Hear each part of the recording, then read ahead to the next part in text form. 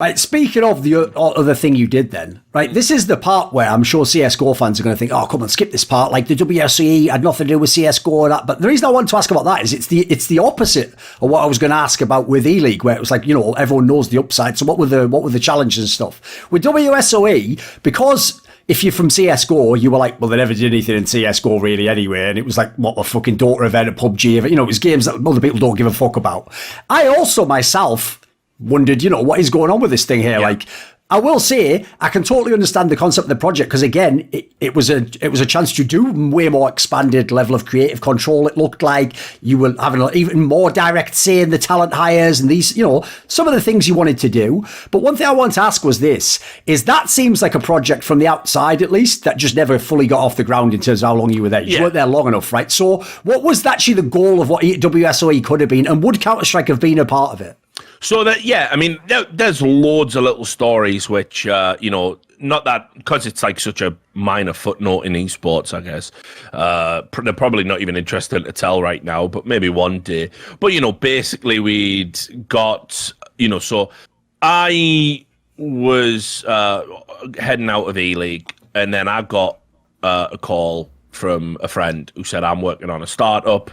We got some money from, I think it was one of the big poker companies out in Vegas, and they want to move into esports, and, you know, we're going to do all this stuff. We've already got people attached to the project, like the director, Loy, who's a guy, miss him, he was fucking insane. Used to piss me off at the time, but, you know, the work was always good by the end of it. You know, difficult director because he would actually direct you. So, but he'd done Super Bowls. He directed a fucking Super Bowl for Fox News, you know, and he was coming to do esports events. He had unbelievably high standards, but it showed in the final product.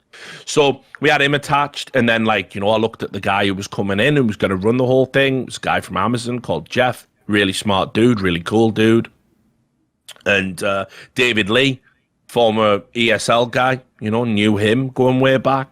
So I was like, these are legit people. This is an interesting, cool project. They showed me what the brief was going to be. And essentially what we were going to create originally was a UFC-style event hosted in Vegas where it's big money matches. So, you know, we crown a champion. Sick. Yeah, we crown a champion. And then the whole point is we have a ladder and people call each other out. And then we set up the fucking match. All right, let's do it here in Vegas. So it was something a bit different. That was going to be the plan. Unfortunately, we never got to the stage where we even had crowned all the champions in each game. And we realized very quickly the format was going to be, you know, a sort of nightmare to execute. And so we put out, I think, some great broadcasts. Like, if you go ask about us in PUBG, they were begging us to do another event. I don't even know why we never got to do another one.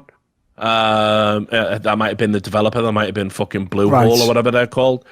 Mightn't have liked something that we did. But, you know, I had loads of mad ideas for that. Like, one of the things I wanted to do, and this didn't get approved. But I was like, you know, let's get... Right, so there's a influencer called Donut Operator. I call him an influencer now, you know, but basically he rose to prominence. He was like a former SWAT, you know, officer, and basically he had done, you know, he'd been there, lived that life. He does YouTube videos breaking down police tactics. You know, he calls out when police are bad. He you know, and points out when there's maybe misconceptions in police and methodology. Obviously, that in alone is now like the most... As it is, well, as it, yeah, I know. But this was 2018. Sure. And one of the things I wanted to do was, because he played PUBG as well, was get him on to talk about like little tactical aspects. Right. And sort of the parallels between doing, you know, clearing a room, clearing a building, you know, and what you might really have to do in that. Now, basically, that got vetoed on the basis that the having video games linked to even sort of sanctioned real life violence is a terrible idea, Richard. Right. And you're crazy, but you know they were letting us try and do all this like interesting creative stuff, which I think would have been really cool. And we did do a bunch of stuff. I mean, remember we had Bruce Buffer do all of our official intros, all of the no, you know, all of that. It was absolutely incredible. I got to work with him, got to hang out with him at a Fortnite event. Super cool guy. You know, I think the events we did were really high quality events, and we dealt some mad challenges, like fucking, in Fortnite, they literally introduced a new item the day before our tournament went live, the fucking boombox. Right. And notoriously in Fortnite, when a new item comes out, it's broken as shit. And in some cases, literally breaks the game when you use it. As happened with the boombox, it would break the servers when people put it down on tall buildings because it would smash through all the buildings. So, right. So we overcome a bunch of challenges on the fly because we had really smart people. So it's a shame it never got going. I basically left because, there was a guy there at the company who, and again, we don't need to get into his names. People will probably know who he is. But he was linked to a lot of shady shit. And he'd pissed me off because he kept trying to do my job, in particular at a daughter event, where my job was to pick the talent for the broadcast.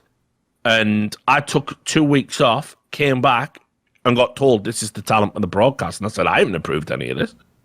And he was just doing this thing because he's a notorious fanboy. He's not at the company no more. But he's one of these esports grifters who they use their job in the industry, like Meet Ninja. Yes. Let's have a business meeting. Will you sign this? And it's like, it's almost cringeworthy. So this guy was doing all that. And then a video came out. He'd been involved in some shady shit before that couldn't be explained. And I said to the guys, I was like, listen, I've also got a feeling that we're not quite meeting up to the expectations of what we set ourselves, and maybe this project doesn't have a long-term survival rate.